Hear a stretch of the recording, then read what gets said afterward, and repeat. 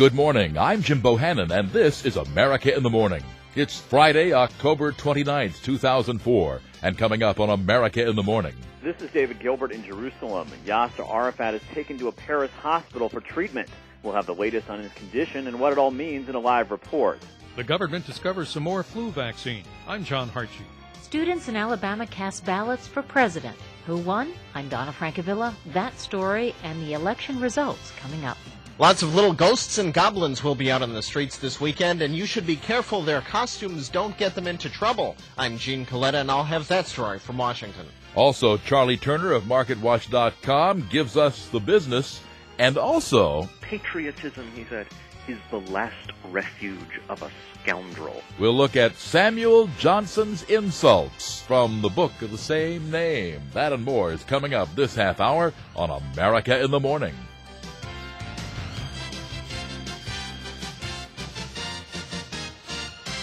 It's 7 minutes past the hour as Yasser Arafat is airborne at this hour. Let's switch live to Jerusalem and correspondent David Gilbert with the reason why. Good morning, David. Well, good morning, Jim. You know, it's been a dark and cloudy morning here, and it's probably a good metaphor for the situation with Mr. Arafat.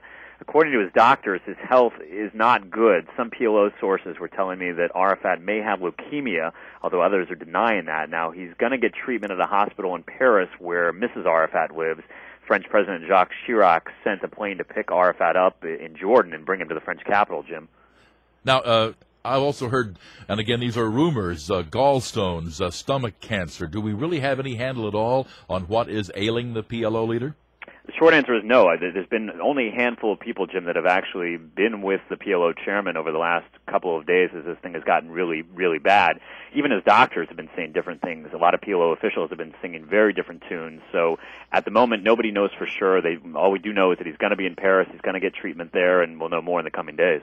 Interesting statement from the militant group Hamas, which has often been at odds with Arafat. They say they're setting aside differences now with him to keep a united Palestinian front against Israel. Yeah, I mean, I think that's the thing that they've always agreed about. I think there's been more cooperation between Mr. Arafat's PLO and Hamas than people realize. But publicly, at least, you're right, Hamas has been saying for years that they reject Mr. Arafat's Palestinian Authority. But these days, as you said, there's been this sort of national unity that's come about, and Hamas is saying that they're going to unite against Israel, but certainly not turn their guns against each other in sort of a power struggle, at least until Mr. Arafat's health condition is found out a little bit more. I mean, the reality is, though, once Arafat goes, all bets are off, and nobody knows exactly how much violence could result. Exactly. I mean, and the best-case scenario for Arafat, obviously, at age 75, is that he can't go on much longer. And as I understand it, he's been very careful to keep anybody from being groomed as a likely successor. Yeah, that's right. I mean, at the moment, there's speculation, at least, that his two senior deputies, Mahmoud Abbas and Ahmed Correa, one is the prime minister, one's the former prime minister, they're sort of going to take up the reins. But I think you're right. Neither one of them has the popularity on the street to be able to sort of run things. And there's certainly this fear that Hamas, which is gaining popularity throughout these areas, would potentially be able to make sort of a coup and be able to take things over. What's the Israeli reaction been? Look, not many people are going to lose much sleep over Mr. Arafat's condition. There's not many people having teary eyes because Arafat is ill. He's obviously the arch enemy of Israel for years and years and years.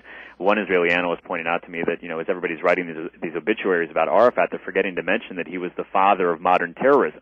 You know, it was the PLO under Arafat's leadership that did all these plane hijackings and bombings, and now, of course, suicide bombings these days. So there aren't many people in Israel that are going to shed a tear if Arafat goes. In fact, they're probably looking forward to hastening the day. Correspondent David Gilbert, live in Jerusalem, as PLO leader Yasser Arafat is airborne, headed toward Paris for treatment of some medical condition. We're not sure precisely what, but he's said to be too weak to walk.